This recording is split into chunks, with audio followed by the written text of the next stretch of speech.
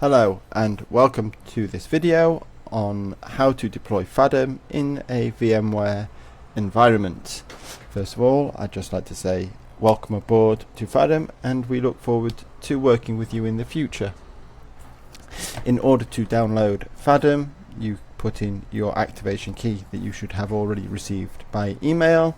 If not, please let us know and we will provide you with one. You then put the email address associated with your license key and you press login. You'll then be presented with this screen where you will select download for the OVA, which is the same for VMware and Nutanix. Once you've done that, you then go into your VMware environment and you will right click to deploy OVF template. You will select local file and you will select the location where you downloaded it to. Click on open and click on next. You'll then provide it with a name. We would recommend keeping Faddom in it. Faddom Server Appliance is the default name alongside the current version of Faddom. Then just click on next, and as you can see the name already exists, so we'll just give it another name. You then click on next,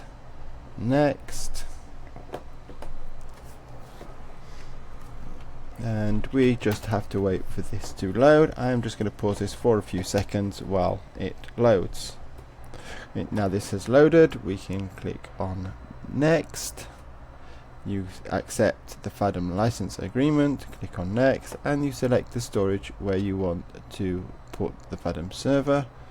You click on next and you can select the network, and you then select next and you select the password for the SSH access where the username is Faddom, and this will allow you to perform upgrades, run commands should you need, or should the need arise for support to do anything with you to help.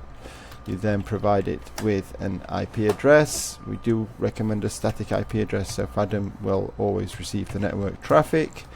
You provide the rest of your network details and then click on next. You then review all the details to make sure it is okay. Before you do, I just want to mention that Faddom does come with two disks. It comes with a disk of 30 gigabytes, which is for the OS, and a disk of 100 gigabytes for your database. Should the needs arise, we do have a guide on how to increase the database disk. Once you are satisfied with all these details, you can click on finish and the VM will start to deploy.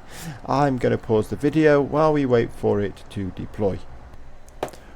Once your VM has deployed and is switched on, you will be presented with this screen, which is to set the password for the local administrator user, which is always used for first time login. If you wish, you can create multiple users locally or connect it to your LDAP, and we do have guides for both of those.